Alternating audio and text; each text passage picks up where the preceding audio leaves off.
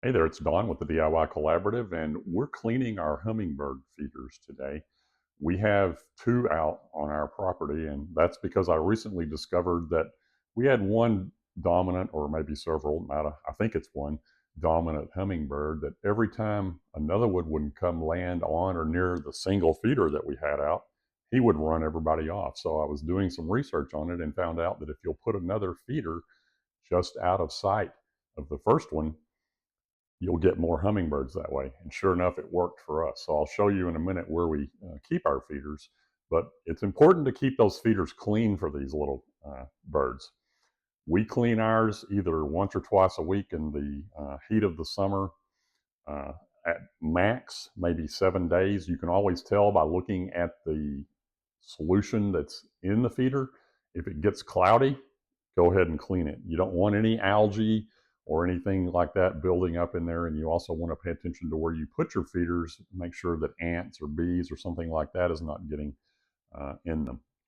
Okay, so we brought our feeders in and we dumped everything out of them. We've got some really hot water and soap solution, and you can even add a couple of drops of vinegar if you want. But we've also got a bottle brush that we take and we get all inside of the actual part where the feed goes and get those cleaned out really well. And then I've let these soak for a while. We've got another brush that we use on these and get these really good and clean.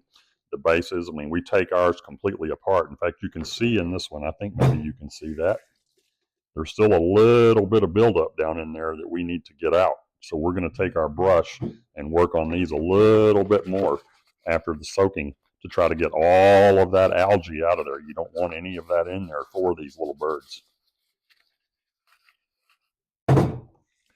Once we get everything scrubbed and cleaned really well, we're going to set it out here to dry for a little while and just kind of inspect them as you go. Again, take these completely apart, get them really good and clean for your solution. And what I do, because we have two of these feeders on our property, I think they hold about a cup and a half of solution each.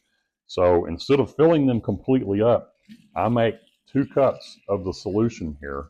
And what I do is take 2 cups of boiling water. I add 1/2 cup of sugar and then stir it in until it's dissolved. And then I let it sit and cool off long enough for me to be able to clean the feeders and then do the refill. Again, we're just rinsing everything off, getting it ready for reassembly and refilling.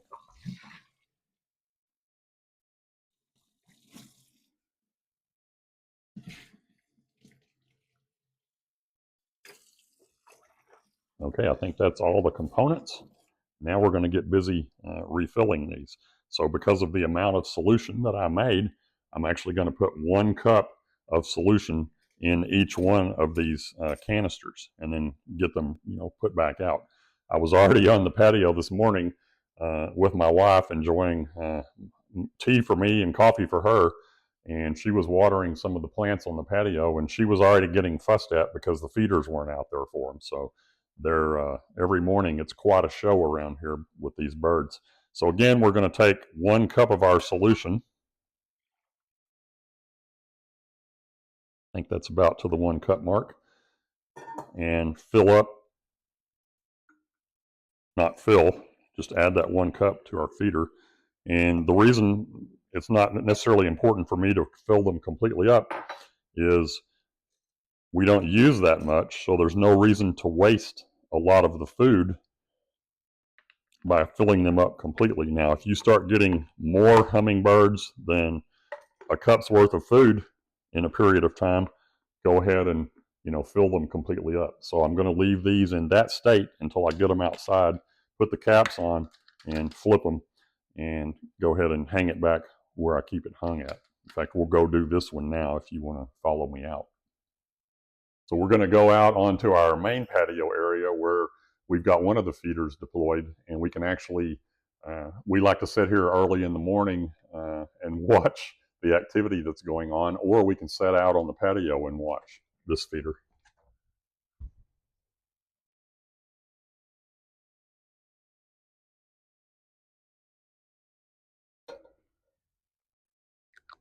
So I'm just screwing the top on and make sure that I've got it on really well.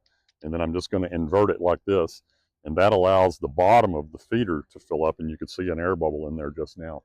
And all I've got is a cable here with a carabiner on it, and I simply click it on here and then let it hang right here. And this one's in the sun in the morning, and then all afternoon it'll be in the shade because of our pergola here.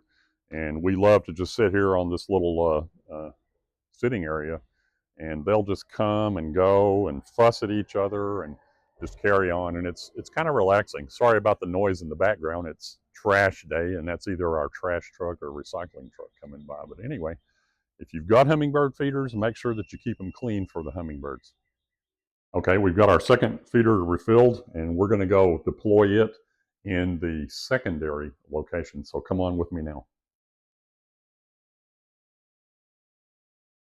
Again, there's our first, or our primary feeder, and we're going to show you where we did have this one, and it was a constant battle with the hummingbirds fighting each other off of them. We had one hanging here and that one over there, but now we've taken this one on around the edge of the house here and a little bit down the driveway to where they can't see each other necessarily at the same time.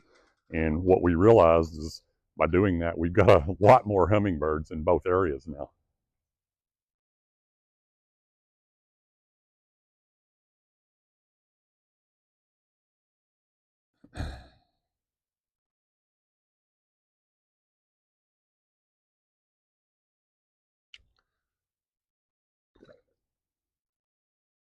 And I've just got a little hook here on this garden trellis, and this is where we like to keep this one. We've got a little, my wife has some different items in these two Vigo beds, and then we have a nice sitting area over there that we can sit in the evening and watch the sunset. And this thing gets quite a bit of traffic during that time. So that's how to keep your feeders clean and keep your hummingbirds happy. Thanks for joining us.